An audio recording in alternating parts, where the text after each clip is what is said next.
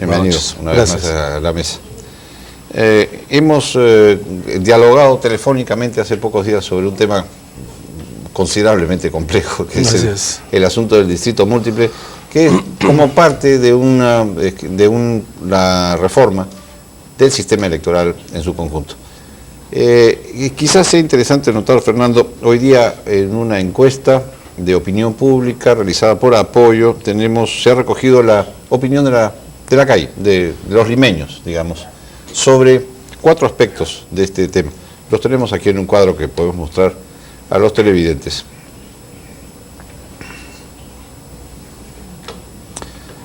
Parece que se demora un poco en ubicarlo, pero en cualquier momento llega. Vamos adelantando la pregunta y las respuestas.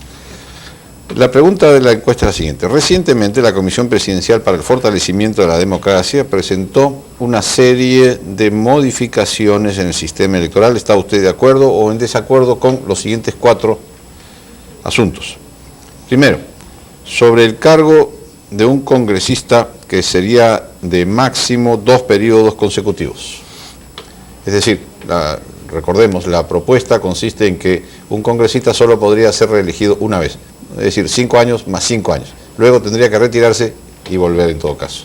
Sobre este asunto, la primera pregunta, el cargo de un congresista será de mínimo de 2 periodos, máximo de 2 periodos, 66% está de acuerdo, 27% en desacuerdo. Sobre el segundo punto, el Congreso se elegirá por distrito electoral múltiple, ya sea por departamentos o por zonas, como se prefiere. Sobre este particular, la opinión es 63% a favor, 22% en desacuerdo. Sobre el punto número 3, reducir el número de firmas para la inscripción de movimientos y partidos en el Jurado Nacional de Elecciones. Está de acuerdo con reducir las firmas 49% y en desacuerdo el 36%. Y finalmente, sobre la posible eliminación del voto preferencial, hay un 46% de acuerdo y un 41% en desacuerdo. De manera, para resumir el punto, Fernando, las 4 propuestas provienen del gobierno y las 4 reciben el acuerdo mayoritario de la opinión pública consultada. ¿Qué piensas de esto? Bueno, que es simplemente una apreciación de opinión pública, vale quizá como un índice, pero nada más. La gente no conoce a fondo quizás las consecuencias que ello pueda tener. Además se le hacen preguntas sin contextualizar, no tiene el contexto, no tiene el precedente, no tiene las consecuencias justamente en el sistema político que ello pueda derivar, no tiene nada, y por lo tanto una pregunta así en abstracto puede merecer una aprobación de una opinión pública, particularmente la peruana, sumamente frágil, volátil, motivo por el cual yo dejaría así simplemente. Sí, está bien, la gente quiere o pretende o cree que es así, pero nada más. Este es un problema mucho más serio, mucho más difícil de poder quizá entender para quienes no han desarrollado, digamos, una mirada mucho más especializada, motivo por el cual esto incluso podría ser noticia, podría ser levantada incluso como bandera, pero yo pediría que por lo general esto se tome con mayor cuidado. Bueno, parece obvio que si estuvieras entre los encuestados habrías respondido en desacuerdo, pero no sé si con las 4 propuestas... O no sabe, no opina. No sé si con las 4 ideas o solo con algunas de ellas. No, es que Jorge, acá no es el problema que uno esté de acuerdo con una de ellas, sino que yo tengo una percepción en relación a la propuesta de la Comisión Democratizadora, lo he escrito ya en algunos medios, que tiene que ver con una crítica de fondo. Para mí, para empezar, no es un tema principal de urgencia, es un problema importante pero no de urgencia. Creo que hay otros temas que se debieron de presentar, pero sabemos que la comisión te invitó y que tú has declinado asistir, es tu derecho desde luego. No, está bien, pero digamos, sí, sobre la materia electoral. Por eso, sobre el punto, entonces, esto no es una propuesta integral, es una propuesta que desconoce que el sistema electoral tiene elementos que no pueden ser variados sin considerar las implicancias que ella puede tener en el sistema de partidos y en el sistema político en general. Por lo demás digo que es absolutamente dispersa. Decir que se baja, por ejemplo, se rebaja de 4% a 2% el requisito para la inscripción de un partido. Yo me pregunto por qué no bajarlo a 1 o a 0.5, cuál es el índice, cuál es el sustento. El sustento que tiene ese documento es absolutamente vago y repetitivo. Tú debes haberlo leído, no dice nada. Bueno, se pedía bajar la valla, ¿no? Pero ¿qué cosa es? ¿Por qué? ¿A título de qué se baja la valla? Porque había muchas críticas en el sentido de que 500.000 de firmas son demasiadas. No, pues por eso, pues. Esos están intentando ir simplemente a lo epidérmico del problema. Acá hay un problema de fondo. ¿Qué problema es? ¿Qué tipo de partidos queremos? ¿Qué sistema de partido necesitamos? Motivo por el cual el requisito para la inscripción ¿deben ser las firmas o no deben ser las firmas? O en todo caso, ¿las firmas deben ser el elemento neurálgico central de la inscripción? Yo creo que no. O sea, que habría que repensar el problema en conjunto. Es que lo que pasa, Jorge, es que acá primero la gente o los grupos se inscriben y después existen. Esto de las firmas parece anticuado. Yo diría que hacia dónde por eso apuntamos. Yo creo que se debe ir hacia un sistema en donde primero los partidos existan y luego se inscriben. Ahora, muchos piensan que bajar la valla, o incluso peor aún si se le eliminara, solo conduciría a fragmentar más aún la cantidad de partidos que se inscriben. Yo no digo que estoy en desacuerdo que se baje de 4 a 2. Es más, podría yo pensar que se debe exigir, por ejemplo, 10.000 militantes, nada más. Pero esos 10.000 militantes reconocidos con firma, huella digital, inscriptos, ubicables, etcétera. Yo te aseguro que tú exiges 10.000 ahora a todos los partidos inscritos y difícilmente alguno llegaría a esa cifra. No te estoy hablando de 4%, no estamos hablando de 500.000. ¿Qué garantiza 500.000? Nada, absolutamente nada. Entonces, hacer una propuesta donde dices de 4 a 2 me parece absolutamente simplona, disculpen la palabra, pero eso es. Yo creo que se debe ir a un sistema en donde se vea el conjunto, ley de partidos, inscripción, democracia interna, incluso sobre la extinción del partido. Por ejemplo, nuestro sistema dice lo siguiente: partido que no llega al 5% es eliminado del registro de partidos. Pero lo contradictorio, este es el caso peruano, que a veces cuando uno discute pues en términos comparados con otros países, dice que ¿por qué esa contradicción en Perú? No entienden lo que es la legislación que debe tener coherencia. Por ejemplo, 5% y hay partidos que no tienen registro en el registro de partidos, para la redundancia, pero tienen representación parlamentaria. Es el caso del PPC, de Izquierda Unida. En cambio, deberíamos pensar en un sistema donde la eliminación del partido es también para el reparto de escaños, que es lo que ocurre en casi todos los países. Tú colocas un umbral o lo que se llama barrera mínima legal. Partido que no llega, por ejemplo, 5%, no entra al reparto y pierde su inscripción. No, acá entra al reparto de escaños, pero pierde su inscripción. Absolutamente incoherente. Ese aspecto no se ha considerado, pero de verdad, no, claro, por supuesto que sí, pero todo se puede considerar. El punto es que creo que la propuesta de la convención es apresurada. Bueno, pero es apresurada. El diálogo, ¿no? No, digamos, no tiene que tener tampoco una propuesta, siempre es perfectible. Apresurada en el sentido no solamente del tiempo, sino hay un apresuramiento en aquellos temas que se cree que son, digamos, más sensibles a la opinión pública, pero no necesariamente más sensibles a crear, a partir de lo que es la ingeniería constitucional, una propuesta de reforma electoral sustentada, seria, que además garantice cierta perdurabilidad, que es importante. Es el caso de la ley electoral de 1997. Tú sabes que hay cerca de 60 proyectos de ley que quieren modificar la ley del 97. Ese es un punto pues que muestra a las claras que cuando se trata de imponer una ley, lo que va a ocurrir es que van a intentar aquellos que se oponen a ella modificarla. Y eso es justamente uno de los problemas, ¿no? Vamos a otro aspecto de la cuestión, que es el que discutíamos en aquella ocasión, respecto a los famosos distritos múltiples. 63% de la gente está de acuerdo con esto. ¿Piensas que esto es que no saben de lo que están hablando? Quizá intuyen lo primero, que no queremos representantes nacionales sino departamentales. Bien, pero ese es el primer punto. Pero eso no es suficiente. No, no es un problema de malo o bueno. ¿Hacia dónde queremos apuntar? Por ejemplo, yo cuestiono previamente algunos aspectos.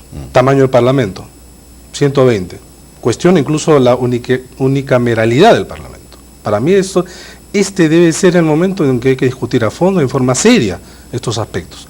Pero digamos en la propuesta esta, que no quieren discutir esos puntos o no lo creen conveniente. No, para muchos es volver atrás, ¿no? A un sistema que ya era bastante engorroso.